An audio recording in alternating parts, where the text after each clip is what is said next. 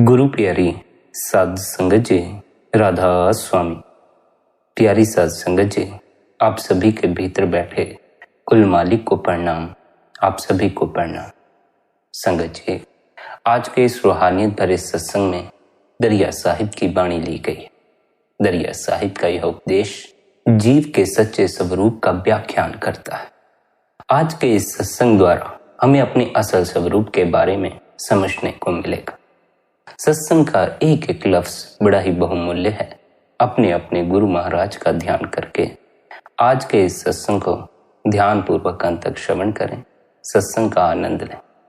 सत्संग के वचन हैं, कही सुनी सब कहत हैं, सुनी पड़ी यह कान, दरिया देखे जो कहे सो बदिए परमान। आप फरमाते हैं, जो वास्तव में सत्य है वह कभी बदलता नहीं, वह कभी नष्ट नहीं होता, वह सदा एक सा रहता है। इसलिए जिन संतों या जिन महात्माओं ने सत्य का साक्षात्कार किया है, उनका संदेश सदा से एक ही रहा है। वे चाहे किसी भी जाति, किसी भी धर्म या किसी भी समय में क्यों ना आए हों, उनके अनुभव और उपदेश में कभी भी कोई अंतर नहीं होता। उनके अनुभव और उपदेश की समानता को देखकर उनकी शिक्षा में सहज ही हमारा विश्वास भी दृढ़ हो जाता है। कुल मालिक संतों को संसार में जीवों पर दया करने के उपदेश से भेजता है। उनका एकमात्र उद्देश्य भटकी हुई जीवात्माओं को चिताना और उन्हें वापस अपने निज धाम ले जाना होता है। शब्द ही परमात्मा का सार है और इसी शब्द या नाम का अभ्यास करवाकर सच्चे संत महात्मा जीवों को त्रिगुणात्मक माया के संसार से पार ले जाते हैं और उनका परमात्मा से मिलाप करवा देते हैं। दरिया साहिब भी इसी उपदेश से इस संसार में आए थे। उन्होंने भी जीव को उस परमात्मा की असल भक्ति के बारे में चिताने का प्रयास किया। संतों की शिक्षा के एक होने का कारण यह है कि वे अपने निजी अनुभव के आधार पर ही उपदेश करते हैं। दरिया साहिब ने बड़े ही स्पष्ट शब्दों में कहा है कि वे किसी की सुनी सुनाई बात के आधार पर उपदेश नहीं करते, बल्कि जो कुछ उन्होंने अपनी दिव्य आंतरिक दृष्टि से देखा है, जो कुछ आंतरिक ज्ञान स्वयं उन्होंने प्राप्त किया है, उसी के आधार पर वे उपदेश देते हैं। इसलिए वे अपनी शिक्षा को प्रमाणिक भी बताते। निजी अनुभव से रहित लोग कानों से जो भी सुनते हैं, उसी सुनी सुनाई बात को दूसरों से कहते फिरते हैं। इस प्रकार संसार में अंध परंपरा चली आ रही है और लोग सच्चे ज्ञान की खोज किए बिना अंधविश्वास में पड़े रहते हैं। पर दरिया साहिब स्वयं अपनी आंतरिक आंख से देखकर उपदेश करते हैं। ऐसे निजी अनुभव के आधार पर दिए गए उपदेश को ही प्रमाणिक कहा जा सकता है। दरिया साहिब उपदेश करते हैं, संत परमात्मा या सत्पुरुष के अंश या रूप होते हैं और सत्पुरुष का ही संदेश लेकर जीव को काल जाल से मुक्त करने और उन्हें अपने निजधाम सतलोक वापस ले जाने के लिए इस संसार में आते। तीनों लोकों में फैले हुए काल के कठिन जाल की विकरालता को बताते हुए वे उससे परे के चौथे लोक या सतलोक की अवर्णीय शोभा और सुख की ओर जीवों का ध्यान दिलाते। इस प्रकार वे उन्हें चिताकर सतलोक ले जाते हैं और परम दयालु परमात्मा या सतपुरुष से मिलाप करवा देते। संत दरिया साहिब भी सतपुरुष के एक ऐसे ही संदेश वाहक थे। वे कहते हैं, तीनों लोकों में कठोर यमराज का शासन है, जो सबको जन्म मरण के चक्कर में फंसाए रखता। सतपुरुष का निवास चौथे लोक में है, जहां की रूहें या पवित्र आत्माएं अमर और अविनाशी होती। वहां पहुंचकर आत्मा सदा के लिए जन्म मरण के चक्कर से मुक्त हो जाती। वहां सदा अमृत बरसता रहता है और सभी उस अमृत का स्वाद चखते हैं और उसका आनंद लेते हैं। जिसे निर्मल ज्ञान की प्राप्ति हुई है, केवल वही अपने अंदर इस आनंद का अनुभव कर सकता। सतपुरुष की अपार महिमा तथा सतलोक की अनुपम शोभा और सुख का उल्लेख करने के बाद दरिया साहिब संसार के दुखी जीवों को उनके वास्तविक आनंद में स्वरूप की याद दिलाते हैं। वे बताते हैं कि यह जीव जो अज्ञानवश आवागमन के चक्कर में फंसा हुआ है, वास्तव में सत्पुरुष का अंश है, सत्पुरुष का तेज है। जीव के साथ उसका स्वामी परमात्मा भी इस शरीर के अंदर ही रहता है और वह हम सब के अंदर धुनकार धुन के रूप में सदा हमें आवाज देता रहता है। आंतरिक अभ्यास द्वारा हम अपने अंदर जाकर इस आवाज को सुन सकते हैं और अपने सच्चे स्वरूप को पहचान सकते हैं। सत्पुरुष सबसे निराला है, इसी के तेज से समस्त संसार प्रकाशित होता है। सभी जीव इसी के अंश हैं और वह सभी के अंदर रहकर अपनी आवाज दे रहा है, अर्थात सबके अंदर उसकी धुनकार धुन उठ रही है।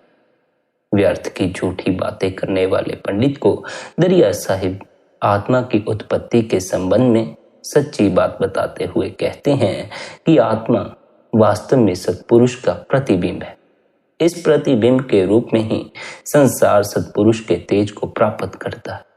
इस शरीर को मत कर अर्थात आंतरिक साधना द्वारा अपने आप में प्रवेश करके ही हम इस आत्मा का ज्ञान प्राप्त कर सकते हैं। अन्य संतों ने भी जीव को सत्पुरुष या परमात्मा का अंश माना है। सतलोक का रहने वाला और सत्पुरुष का अंश यह अविनाशी जीव इस संसार में आकर जन्म मरण के चक्कर में फंस गया। इसके फंसने के पीछे की कहानी ऐसी है कि काल सत्पुरुष का अंश है। काल ने 70 चौकड़ी युगों तक सत्पुरुष की अति संयम और लगन से सेवा की। उसकी सेवा से प्रसन्न होकर सत्पुरुष ने उसे वरदान मांगने के लिए कहा। काल ने प्रार्थना की कि उसे तीनों लोकों का कार्यभार संभालने की इजाजत दी जाए। सत्पुरुष ने 3 लोक की रचना की और कार्यभार काल को सौंप दिया। यद्यपि जीव उसी सत्पुरुष का अंश है जिन्होंने काल और माया की उत्पत्ति की है, फिर भी काल और माया ने अपने लुभावने जाल में जीवों को बांधकर उन्हें अपने अधीन कर लिया और जीव काल के हाथ जीवन और मृत्यु के चक्कर में फंसकर ही रह गया। क्या राजा, क्या रंग, सभी काल और माया के जाल में उलझे हुए हैं। संत दरिया साहिब कहते हैं, सत्पुरुष के पुत्र निरंजन ने 70 युगों तक सत्पुरुष की सेवा की। सत्पुरुष के आगे सेवा करके अनेक प्रकार से योग साधनाएं की। तब सत्पुरुष निरंजन की सेवा का बहुत बखान करके बोले कि कुछ मांग लो। निरंजन ने कहा कि आपका वचन सत्य है, आपके आगे मस्तक नवार कर मैं आपसे यह मांगता हूं कि मुझे 3 लोक प्रदान किए जाए, जहां पर रहकर मैं कारोबार कर सकूं। काल ने तीनों लोकों में अपना जाल फैला लिया। निरंजन ने पृथ्वी, स्वर्ग तथा पाताल इन 3 लोकों की मायावी रचना की और सत्पुरुष पर पर्दा डालकर अपने को तीनों लोकों का स्वामी बताते हुए सबके बीच अकड़ कर बैठ गया। जीव जंतुओं की सारी रचना जिस सत्पुरुष की है उनसे उसने किनारा कर ली। 3 लोकों में काल सभी जीवों को जन्म देता है तथा यहीं पर वे सब मृत्यु को प्राप्त होते हैं। इस प्रकार वे जीवों को इसी त्रिलोकी के अंदर जन्म मरण के जाल में उलझाए रखते हैं। दरिया साहिब कहते हैं, सच्चे शब्द की पहचान कर लेने पर ही जीव अविनाशी सतलोक को प्राप्त कर सकता है और तभी यह जीव सुखी हो सकता है। यह सच्चा शब्द हर जगह व्याप्त है और केवल प्रेम के द्वारा ही इसके निकट जाया जा सकता है, अन्यथा यह जीव के लिए बड़ी दूर है। उस सतलोक से ही ज्योत और निरंजन आए, वहां से सभी जीवों को संसार में फैलाया गया है। उसी निरंजन को संसार का भार सौंपा गया है तथा सभी जीव उसकी प्रजा बने हुए हैं। इस प्रकार काल ने भ्रम पैदा कर रखा है जिसमें राजा और गरीब एक समान रूप से उलझे हुए हैं। जीवों की यह दशा देखकर दयालु सत्पुरुष को दया आने लगी। उन्होंने जीवों को काल के जाल से छुड़ाने के लिए जहां जीव मन और माया के शिकंजे में जकड़े हुए थे, जन्म और मरण के चक्र में फंसे हुए थे, अपने असल घर की उन्हें कोई याद नहीं थी, उनको सतलोक वापस बुलाने के लिए अपने अंश को सद्गुरु के रूप में इस संसार में भेजा। परम दयालु सत्पुरुष द्वारा भेजे गए सद्गुरु अनादिकाल से जीवों के आधार के लिए इस संसार में आते रहे हैं। जब वे अपनी जिम्मेदारी पूरी कर सत्पुरुष के पास वापस लौटने लगते हैं तो वे जीवों के उबार का कार्य जारी रखने के लिए अपना उत्तराधिकारी नियुक्त कर जाते। ऐसा समय कभी नहीं होता जब जीवों को चिताने वाला और उन्हें सतलोक को ले जाने वाला कोई सद्गुरु इस संसार में ना रहे। युगों युगों से जीवों के उद्धार का यह सिलसिला चला आ रहा है कि दयालु परमात्मा अपनी मौज के अनुसार जिन जिन जीवों को बंधन से मुक्त करना चाहता है उनके लिए वह सद्गुरु को संसार में भेज देता है। सद्गुरु इस संसार में अधिकारी जीवों की भलाई के लिए यानी उन्हें उबारने के लिए आते हैं। जो जीव उनके बताए शब्द के मार्ग पर चलते हैं वे सतोगुण, रजोगुण और तमोगुण वाली माया के जाल से छूट जाते। सद्गुरु द्वारा नियुक्त किए जाने वाले उत्तराधिकारियों का सिलसिला कब तक चलता है, क्यों इसका अंत होता है और फिर क्यों दूसरी जगह किसी दूसरे संत का आगमन होता है, इन सब का स्पष्टीकरण करते हुए दरिया साहिब कहते हैं, जब तक शब्द या नाम का अभ्यास एक निष्ठ भाव से बिना किसी बाहरमुखी साधनों के मिलावट से विशुद्ध रूप से चलता रहेगा तब तक यह पंथ भी जारी रहेगा। पर जब इसमें बाहरी दिखावे और कर्मकांड की मिलावट आ जाएगी तब हमारा निर्मल शब्द इस पंथ से विलग हो जाएगा। हमारे शब्द स्वरूपी अंश के उठ जाने से यह पंथ निस्सार या खोखला हो जाएगा और तब बाहरी दिखावे और कर्मकांड में लगे इस पंथ के जीव काल के मुख में चले जाएं। हर बार ऐसा ही होता। संत महात्मा इस संसार में आते हैं, वे जीव को सच्चा उपदेश देते हैं, लेकिन जब संत महात्मा इस संसार से चले जाते हैं जीव अपनी तरफ से ही बाहरमुखी साधनों का निर्माण करके बैठ जाता है, अभ्यास में मिलावट करके बैठ जाता, जिस वजह से एक समय आने पर हर पंथ कर्मकांड में तब्दील होता चला जाता है। सच्चाई खो जाती है, पाखंड प्रकट हो जाता। सद्गुरु की मौजूदगी में पाखंड का नामो निशान नहीं रहता। सद्गुरु की मौजूदगी में सच का प्रकाश होता है, लेकिन सद्गुरु के चले जाने के बाद जीव पाखंड को भी जन्म दे बैठता है।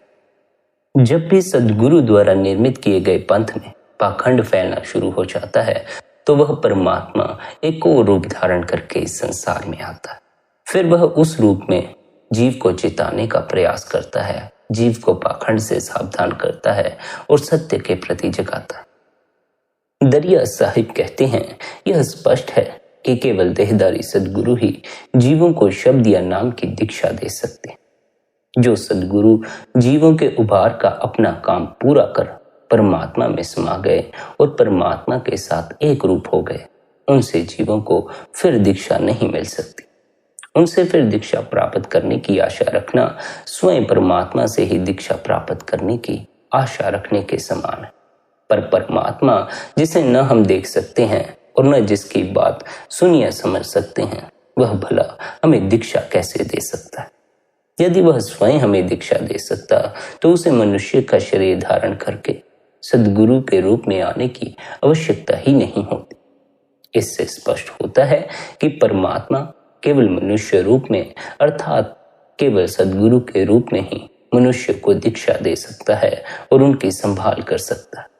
गुजरे हुए संत या सद्गुरु की टेक लेना अदृश्य और अज्ञात परमात्मा की टेक लेने के समान व्यर्थ और निष्फल है। इससे कभी भी हमारा काम नहीं चल सकता। या तो हमें जीवित गुरु की आवश्यकता स्वीकार करनी पड़ेगी या हमें यह मानना होगा कि कभी किसी को किसी गुरु की जरूरत ही नहीं है। पर हम जानते हैं कि गुरु के बगैर ना हम दीक्षा पा सकते हैं और ना ही हमारी संभाल हो सकती है। जीवों की दीक्षा और उनकी संभाल का कार्य जारी रखने के लिए ही सद्गुरु अपना चोला छोड़ने के पहले अपना उत्तराधिकारी नियुक्त कर जाते। जब संत या सद्गुरु जीवित गुरु की आवश्यकता मानते हैं तब हम किसी गुजरे हुए संत या सद्गुरु की टेक लेकर सचमुच ही एक भारी भूल कर देते। जीवों को परमात्मा के पास ले जाने का आज्ञा पत्र या हुक्मनामा केवल जीवित सद्गुरु के पास होता है। इसलिए दरिया साहिब जीवित गुरु को धारण करने का स्पष्ट आदेश देते हुए कहते हैं, निश्चित रूप से जीवित गुरु को धारण करो, क्योंकि वह जीवित गुरु ही परमात्मा का हुक्मनामा रखने वाला अधिकारी है। उस अधिकारी को देखते ही यमराज बहुत दूर भाग खड़ा होता है। अन्य संतों ने भी सच्चे जिज्ञासुओं और साधकों के पथ प्रदर्शन के लिए सद्गुरु के हमेशा संसार में विद्यमान रहने की बात कही है। भक्त का सद्गुरु ही हमारा पथ प्रदर्शन कर सकता है। पिछले सद्गुरु जो अपना काम पूरा कर परमात्मा में समा गए, वे हमारी संभाल नहीं कर सकते। भक्त का सद्गुरु ही पिछले सभी सद्गुरुओं का रूप होता है। इसी प्रकार युग युग से जीवों की संभाल होती आई है। दरिया साहिब कहते हैं, यह बात ध्यान देने की है कि संत या सद्गुरु जो परमात्मा के अंश कहे जाते हैं, वास्तव में परमात्मा के प्रकट रूप होते हैं। उनमें और परमात्मा में या सत्पुरुष में कोई अंतर नहीं होता। सत्पुरुष संसार में मनुष्य के रूप में इसलिए प्रकट होता है कि वे मनुष्यों को उनके ही स्तर पर आकर समझा सके। मनुष्य को केवल मनुष्य ही समझा सकता है। सद्गुरु परमात्मा रूपी सागर की लहरें होते हैं। वे परमात्मा रूपी सागर में से आते हैं और अपना उद्देश्य पूरा करके वापस जाकर उसी सागर में समा जाते हैं। संत या सद्गुरु की परमात्मा से एकता रूप बनाते हुए दरिया साहिब कहते हैं, सच्चा परमात्मा सर्वशक्तिमान और सब कुछ जानने वाला है। उस परमात्मा के रूप सद्गुरु का ध्यान करने से दुर्बुद्धि दूर हो जाती है। लोहे को सोना बनाने वाले पारस के समान दुष्ट को सज्जन बनाने वाले संत सद्गुरु परमात्मा के ही समान होते हैं। संत और परमात्मा को एक रूप जानना चाहिए, उनमें कोई भेद नहीं होता। अपने सद्गुरु के आगे तन मन और सिर को भी अर्पित कर देना चाहिए। अपने आप अभाव को बिल्कुल मिटाकर अपने आप को सद्गुरु के हवाले कर देना चाहिए, क्योंकि सद्गुरु साक्षात परमात्मा के अविनाशी रूप का दर्शन करवा देते। परमात्मा में से प्रकट होने के कारण ही सद्गुरु को सत्पुरुष का अंश या पुत्र कहा जाता है। पर सद्गुरु वास्तव में स्वयं सत्पुरुष ही होते हैं। सच्चा नाम या शब्द ही परमात्मा का वास्तविक रूप है और उसी शब्द से संत प्रकट होते हैं। केवल मनुष्य का शरीर धारण करने के कारण वे शब्द स्वरूपी संत या सद्गुरु परमात्मा से भिन्न दिखाई पड़ते, पर इस मनुष्य रूपधारी परमात्मा के सहारे ही जीव सतलोक पहुंचकर परमात्मा से मिल सकता है। सद्गुरु वास्तव में सतलोक के निवासी हैं। मनुष्य का रूप धारण करके वे इस माया की नगरी में आते हैं। यहाँ आकर वे अपने निज स्थान सतलोक की महिमा का गुणगान करके जीवों को याद दिलाती हैं कि तुम्हारा भी असली निवास स्थान सतलोक ही है। तुम यूं ही माया की नगरी में अपने आप को भूले बैठे। दरिया साहिब कहते हैं, सत्पुरुष अविनाशी तथा अमर है और मैं मनुष्य शरीर धारण कर उनके सभी गुणों का बखान करता हूँ। सत्पुरुष और मुझ में केवल इतना ही भेद है कि वे अमर हैं और मैं इस विनाशी चोले में आकर उनके ज्ञान को प्रकट करता हूँ। सभी संत महात्माओं का यही कहना रहा है कि हम सभी उस सत्पुरुष के अंश हैं, लेकिन हम सभी यह चोला पहनकर बैठे हैं जो कि नष्ट हो जाता है, जो कि मिट्टी में मिल जाता है। हम यह चोला नहीं, हम यह देह नहीं, हमारा असल स्वरूप हमारी आत्मा। जब तक हमने अपने स्वयं को नहीं जाना, तब तक हमें सतलोक की खबर ना लगेगी। हम सब भी इस संसार में उस परमात्मा की महिमा का व्याख्यान करने आए, लेकिन जब हमें अपने असल का पता ही नहीं है, उस सत्पुरुष का पता ही नहीं है, तो हम उसकी महिमा का व्याख्यान कैसे कर सकते। हमें खबर है तो इस माटी के चोले की। इस माटी के चोले को हमने अपना असल अस्तित्व समझ लिया। दरिया साहिब कहते हैं कि हम सब में और परमात्मा में केवल इतना ही भेद है कि परमात्मा अमर अजर है, वह कभी नष्ट नहीं होता, पर हमारी यह देह नष्ट हो जाती है। इसलिए हमें चाहिए हम इस देह के बंधन से ऊपर उठें, इस देह के भुलेखे से ऊपर उठें। अपने को देह समझ लेना, परमात्मा से दूर हो जाना। इसी भ्रम से जीव को बाहर निकालने के लिए परमात्मा सद्गुरु का चोला पहनकर इस संसार में आता है। सद्गुरु की दया और मेहर के बिना जीव का काल जाल से मुक्त होना और अपने निज धाम लौटना संभव नहीं है। दरिया साहिब इस तथ्य को बड़े जोरदार और स्पष्ट शब्दों से हमारे सामने रखते हुए कहते हैं, जब तक शब्द या नाम की दाद देने वाले सद्गुरु नहीं मिलते तब तक काल का उपद्रव चलता ही रहता है। इसलिए काल के चंगुल से छुटकारा पाने के लिए हमें सद्गुरु की खोज करनी चाहिए, नहीं तो काल सदा सिर पर ही मंडराता रहेगा। सद्गुरु से नाम या शब्द धुन का वेद प्राप्त करने पर ही जीव इस भवसागर को पार कर सकता है। सद्गुरु और शब्द के बिना जीव का उद्धार नहीं हो सकता। सद्गुरु जिन जिन जीवों को चेताते हैं यानी जिन्हें नामदान देते हैं, वे सब अवश्य सतलोक पहुंचते हैं। सद्गुरु वह जहाज हैं जिनके द्वारा जीव इस अथाह भवसागर को पार करता। सद्गुरु सच्चे शब्द या नाम का अभ्यास करवाकर जीव को सतलोक ले जाते। यह सतलोक सुख का भंडार है, जहां आत्मा सदा आनंद में रहती है। इसलिए हमें सभी संशय और भ्रम दूर कर सच्चे हृदय से सद्गुरु के चरणों से प्रेम कर उनकी बताई हुई शब्द साधना पूरी करनी चाहिए। यदि हमें सच्चा गुरु मिल जाए तो वह हमसे शब्द का अभ्यास करवाकर सभी संशयों को दूर कर देता। बिना सद्गुरु के कोई भी इस भवसागर को पार नहीं कर पाता। संसार के जीव व्यर्थ ही बाहरमुखी साधनों के पीछे भटकते रह जाते हैं, उन्हें सत्य की कोई खबर नहीं लग पाती। दरिया साहिब के ही समान अन्य संतों ने भी मुक्ति हासिल करने के लिए गुरु को अनिवार्य माना है। जीवों की मुक्ति के लिए सद्गुरु की दया और सहायता अनिवार्य होने के कारण उन जीवों के सौभाग्य की सराहना करते हैं जिन्हें सद्गुरु की शरण प्राप्त हो गई है और जो सद्गुरु की सेवा में लग गए हैं।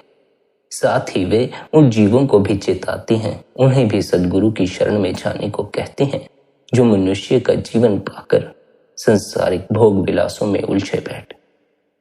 वह जीव धन्य है जो सद्गुरु के चरणों की शरण में आ जाता। ऐसा जीव ही संसार की अज्ञान निद्रा से जागकर मनुष्य जीवन में प्राप्त होने वाले सर्वोत्तम पदार्थ परमात्मा को प्राप्त करता।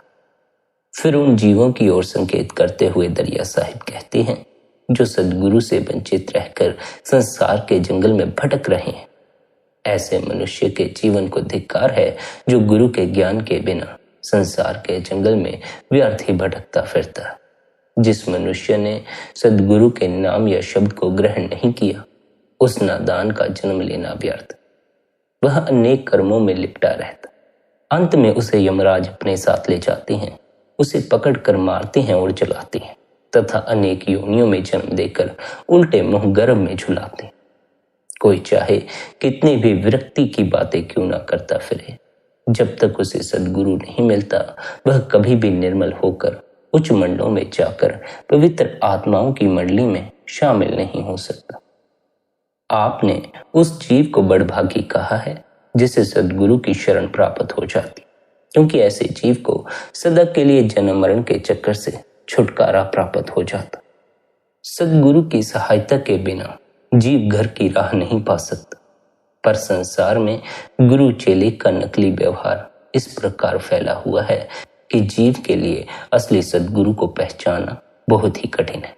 इसलिए दरिया साहिब सच्चे सद्गुरु की पहचान के लिए कुछ मुख्य संकेत देते। उनके अनुसार सद्गुरु सदा आंतरिक अभ्यास की शिक्षा देते। जो आंतरिक अभ्यास की शिक्षा नहीं देते, जो जीव को बाहरमुखी साधनों में उलझाते हैं, वे सच्चे सद्गुरु नहीं होते। शब्द धुन को अपने अंतर में सुनना ही सद्गुरु की आंतरिक शिक्षा का सार होता है। और सद्गुरु कभी भी भिक्षा मांगकर अपनी जीविका नहीं चलाते हैं, अपनी कमाई स्वयं करते। जीव जब प्रेम पूर्वक सद्गुरु से अपने निज कर जाने का मार्ग पूछता है, तब सद्गुरु उसे अंदर ही उसका निज कर दिखा देते हैं। इस आंतरिक अभ्यास का संकेत करते हुए दरिया साहिब कहती हैं, जब हृदय में परमार्थ के लिए प्रेम उत्पन्न हो तो सीधे सद्गुरु के पास जाकर उनसे परमार्थ का मार्ग पूछना चाहिए। वे ही सभी परमार्थिक स्थानों को दिखा सकते। वे हमें हमारे शरीर के अंदर ही हमारा निज धाम दिखा सकते हैं। अपने अंदर नाम या शब्द धुन को सुनने का अभ्यास सद्गुरु द्वारा बताई गई आंतरिक शिक्षा का सार है। इसके द्वारा ही हम अपने अंतर में अपने निज धाम को प्राप्त करते हैं। सद्गुरु शब्द का अभ्यासी और शब्द का अनुरागी होता है और शब्द या नाम का ही भेद वह अपने शिष्यों को देता। सद्गुरु वही है जो सच्चे शब्द या नाम का अभ्यास दृढ़ करवाकर जीवों के पापों को दूर करता है और उन्हें मुक्ति दिलाता। सद्गुरु सच्चे शब्द या नाम का अनुरागी होता।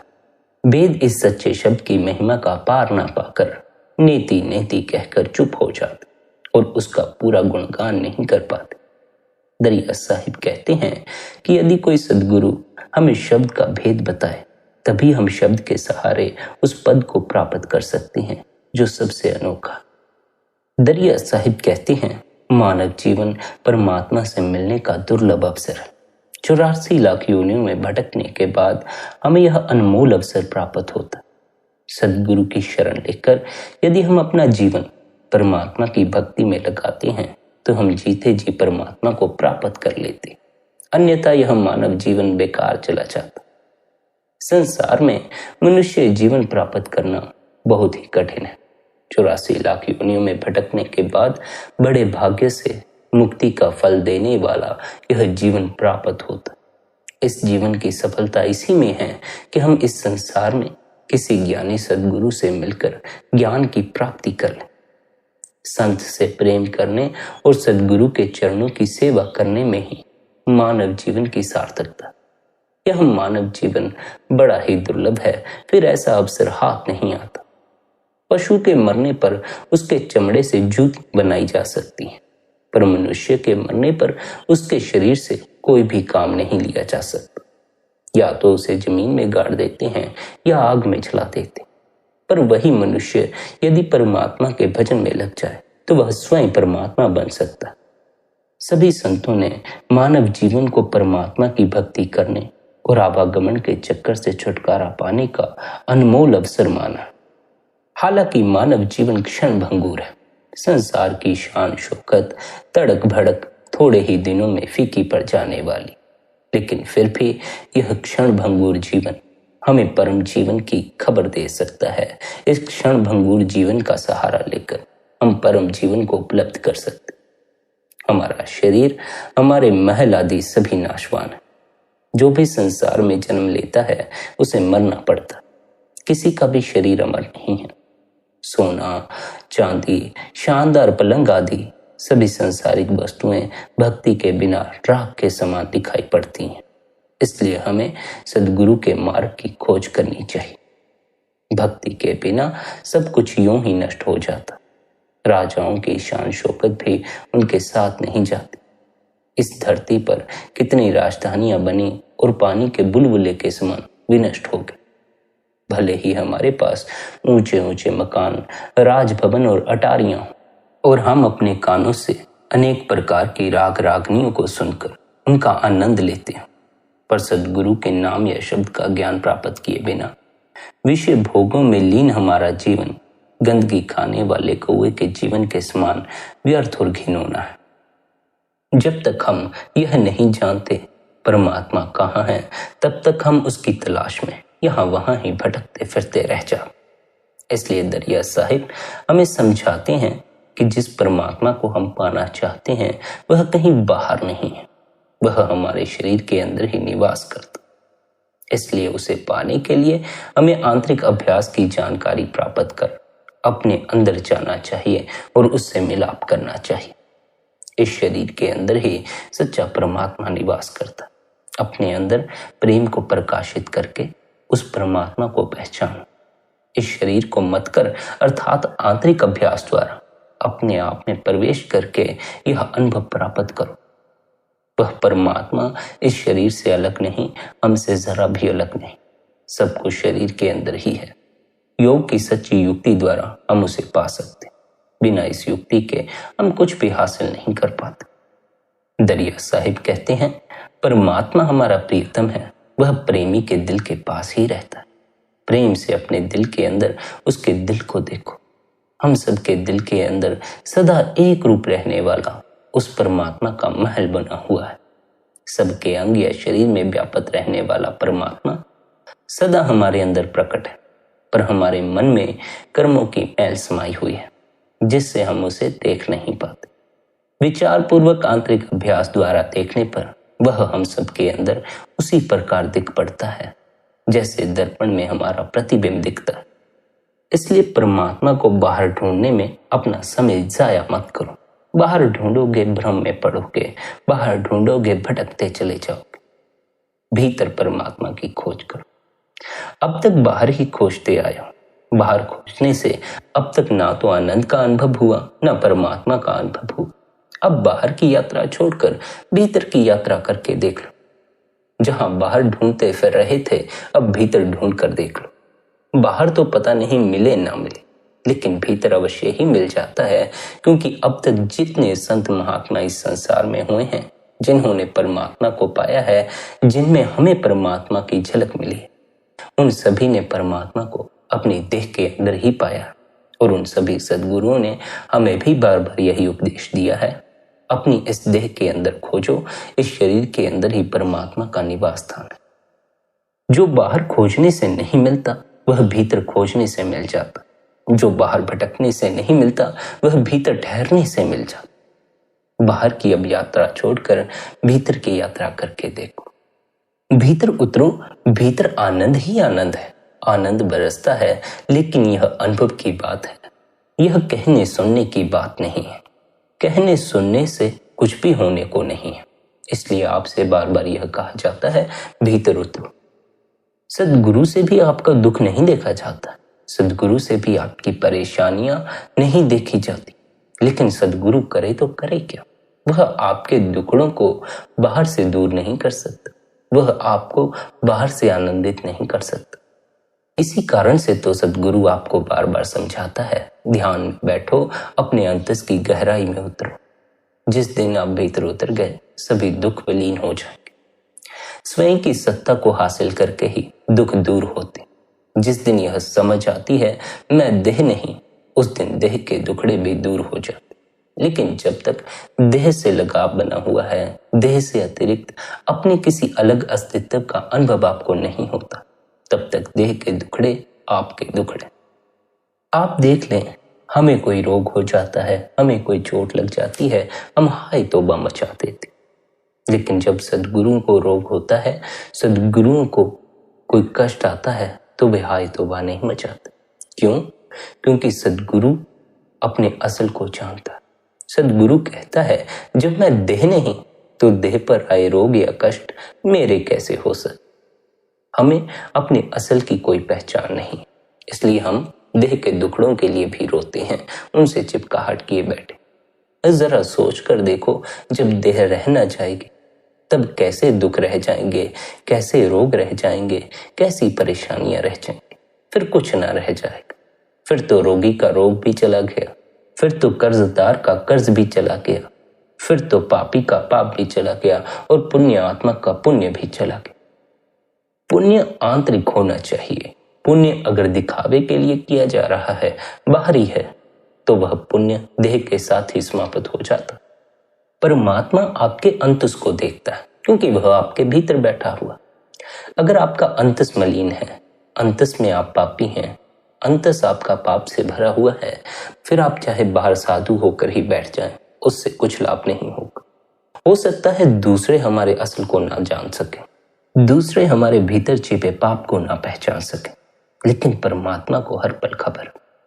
यही कारण है कि सारी दुनिया के परमात्मा को पूजने के बावजूद कुछ विरले ही परमात्मा तक पहुंच पाते। बाहर से दिखावा है परमात्मा को पूजने का, लेकिन भीतर अभी भी कपट है, अभी भी काम वासना है, अभी भी दूसरों से नफरतें हैं, दूसरों के प्रति क्रोध भरा पड़ा।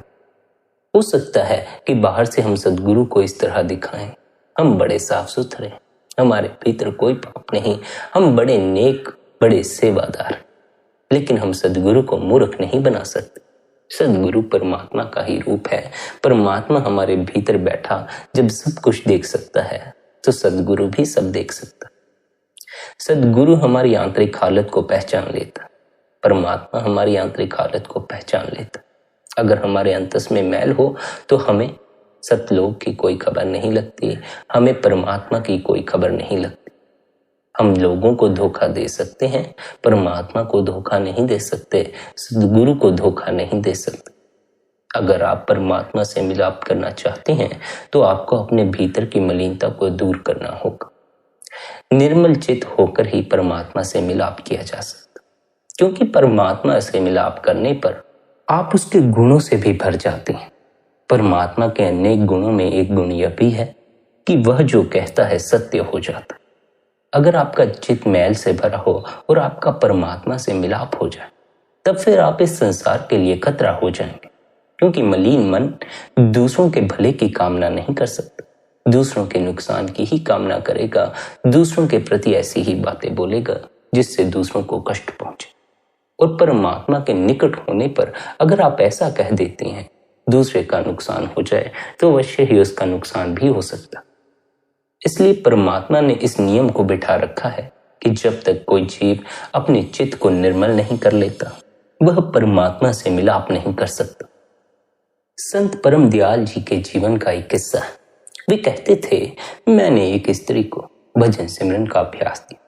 उसने भजन बंदगी तो की, भजन बंदगी द्वारा एकाग्रता भी कायम कर ली, पर क्योंकि उसका मन निर्मल न था, इसलिए वह अपने बच्चों का नुकसान कर बैठी, अपने बच्चों को खो बैठी। क्यों खो बैठी? अक्सर औरतों को ऐसी आदत होती है कि वे गुस्से में अपने बच्चों को कह देती हैं, जा मर जा, तेरा सत्यानाश हो जाए। ऐसा ही उस औरत के साथ भी हुआ। उसने भी ऐसा ही कह दिया, लेकिन उसे इस बात की खबर नहीं थी कि भजन बंदगी द्वारा वह परमात्मा के कितना निकट पहुंच चुकी है। परमात्मा के निकट पहुंचा जीव जो कह देता है सत्य हो जाता। इसलिए आपको बार बार समझाया जाता है, अपने मन को निर्मल करें। अगर आपका मन निर्मल नहीं है तो आप अपना भी नुकसान कर बैठेंगे, दूसरे का भी नुकसान कर बैठे। दूसरे को बुरा भी मत बोलो, दूसरे को गाली भी मत दो, दूसरे से झगड़ा भी मत करो। यही आपकी साधना है। दूसरे तो प्रयास करेंगे ही कि आपको क्रोधित कर दें, आपसे झगड़ा करें। आपको झगड़ा नहीं करना है क्योंकि आप भजन बंदगी करते हैं। आपको दूसरे को बुरा नहीं बोलना है क्योंकि आप भजन बंदगी करते हैं। आपको कोई भी ऐसी बात नहीं बोलनी है जिसके होने पर दूसरे को कष्ट पहुंचता। स्मरण रखें, जितना परमात्मा के निकट पहुंचते जाओगे, जो कहोगे सच होता जाएगा। इसलिए गलत तो कभी भी मत कहना, किसी का नुकसान मत करो। अपने बच्चों से भी प्रेम करो। हम तो गुस्से में आकर न जाने उन्हें क्या क्या बोल देते, हम तो उन्हें मर जाने को कह देते। यह तो हम जीवों का सौभाग्य है कि परमात्मा ने मन को निर्मल करने का नियम पहले बैठा रखा, वरना जीव के लिए तो चांदी हो जाती। मलिन मन भी साथ होता, परमात्मा की ताकत भी साथ होती, दूसरों का नुकसान भी कर देता और अपना भला भी कर लेता। ऐसा नहीं होता। परमात्मा दूसरों का नुकसान करने का हक हमें नहीं देता। दूसरों का भला हम कर सकें तो अच्छी बात है, दूसरों का नुकसान करना अच्छी बात नहीं है। इसलिए हमें चाहिए कि पहले हम अपने मन को निर्मल कर लें।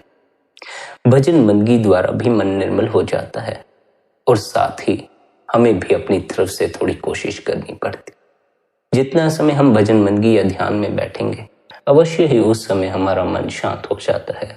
मन की शांति में हम किसी के बारे में कुछ भी गलत नहीं सोचते। पर जब हम भजन बंदगी नहीं कर रहे होते, उस समय मन बीच में आकर खड़ा हो जाता। फिर हमें सभी बातें याद आनी शुरू हो जाती हैं। किसने हमें क्या कहा था, किससे हमारा झगड़ा है, किससे हमें बदला लेना। हमें इस बात का ख्याल रखना है कि हमें अपने आप को ऐसा बनाना है कि दूसरे को कुछ भी बुरा कहने की आवश्यकता न पड़े।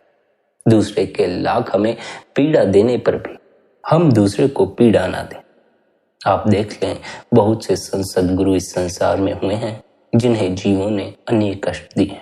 किसी की खाल उतार दी, किसी को तपते तबों पर बैठा दी, लेकिन उन्होंने बदले में उन्हें कुछ भी बुरा नहीं कहा। हालांकि कोई हमारी उंगली पर जरा सी आग की चिंगारी भी फेंक दे तो हम उस पर निराश हो जाते हैं, लेकिन सद्गुरुओं ने तपते तबों पर बैठने के बावजूद भी दूसरों को कुछ नहीं कहा, सबके भले की कामना की। हमें भी सबके भले की ही कामना करनी है, क्योंकि हम जिस मार्ग पर चले हुए हैं वह परमात्मा के निकट पहुंचने का मार्ग। परमात्मा बहुत बड़ी ताकत है, इतनी बड़ी ताकत है कि उसे संभालने के लिए निर्मल चित्त की आवश्यकता है। वरना अगर कोई मलिन चित्त लेकर उस तक पहुंच जाए तो वह अपने अहंकार में चूर होकर संसार को नुकसान ही पहुंचा सकता है, संसार का भला नहीं कर सकता। हमें सबके भले की कामना करनी है, सबके प्रति अपने प्रेम और प्यार को बढ़ाना और किसी से भी कुछ बुरा नहीं कहना। किसी को भी ऐसा नहीं करना है कि तेरा नुकसान हो जाए, या अपने बच्चों को ऐसा नहीं कहना है तू मर जाए या तेरा ऐसा हो जाए वैसा हो जाए। सबके प्रति प्रेम रखना है। अगर कभी किसी के प्रति क्रोध आ भी जाए तो हमें दूसरे को क्रोध की आग में नहीं जलाना चाहिए। हमें सब्र का घूंट पीना चाहिए। अगर आप सब्र का घूंट पिए, थोड़ी देर क्रोध में शांत होकर बैठ जाए, तो आप पाएंगे क्रोध विलीन हो गए। क्रोध उठता है, हम शांत होकर नहीं बैठ पाते, क्रोध के साथ एक रूप हो जाते हैं और फिर हम भी क्रोध का ही रूप हो जाते। एक एक क्षण में फैसला मत ले लो। जब क्रोध उठे तत्क्षण उसके साथ हो जाओ। सब्र करो, शांत रहो। सोच लो कि अगले 24 घंटे बाद ही क्रोध करूंगा, 24 घंटे तक क्रोध नहीं करूंगा। फिर जब 24 घंटे बाद क्रोध करना चाहोगे, क्रोध नहीं कर पाओगे, क्योंकि तब तक चित्त शांत हो जाए। जो कुछ हमारे भीतर उठता है, अगर हम तत्क्षण उसके साथ जुड़ जाते हैं, तभी वह हम पर हावी होता। अगर हम उसके साथ तत्क्षण नहीं जुड़ते हैं, सब्र रखते हैं, शांत रहते, तो ना तो क्रोध हम पर हावी होता है, ना काम हम पर हावी होता है, ना अहंकार हम पर हावी होता। हमारी जल्दबाजी हमारे नुकसान करवा देती है और हमारे द्वारा किया गया सब्र हमारा भला करवा देता। भजन बंदगी के मार्ग पर भी सब्र की आवश्यकता है, क्योंकि परमात्मा एक ही दिन में मिल नहीं जाता। मिलने को तो एक ही क्षण में भी मिल जाता है, पर जीव इस कदर माया के जाल में उलझा है कि उसे बड़ा लंबा समय लग जाता उस परमात्मा से मिलाप करने। निरंतर भजन बंदगी करने द्वारा, निरंतर ध्यान में बैठने से यह दूरी धीरे धीरे कम होती चली जाती है। वह समय निकट आता चला जाता है जब हमारा परमात्मा से मिलाप होता। फिर एक दिन परमात्मा में समाकर भजन बंदगी की सहायता द्वारा हम सदा के लिए देह के बंधनों से मुक्त हो जाते हैं, जन्म मरण के चक्कर से मुक्त हो जाते हैं और सदा के लिए सभी दुखों से ऊपर उठ जाते हैं। इसलिए प्यारी साध संगत जी, आप सभी से यही विनती है, निरंतर ध्यान करें, निरंतर भजन बंदगी में बैठें, निरंतर अपने गुरु द्वारा दिए हुए उपदेश की पालना करें। आज के इस सत्संग को यहीं पर विश्राम देते हैं। यदि आज का यह सत्संग आपको अच्छा लगा हो तो आज के इस सत्संग को आप अपने मित्रों और संबंधियों के साथ शेयर भी कर सकते हैं। साथ ही आप शब्द धुन सत्संग चैनल को सब्सक्राइब करके हर रोज सुबह 5:30 बजे सत्संग का आनंद ले सकते हैं। बाकी आपकी अपनी मौज है। अपना ख्याल रखें, सबके प्रति भीतर भले की कामना रखें। इतने प्रेम और प्यार से आपने सत्संग को सुना, उसके लिए आप सभी का धन्यवाद। राधा स्वामी जी।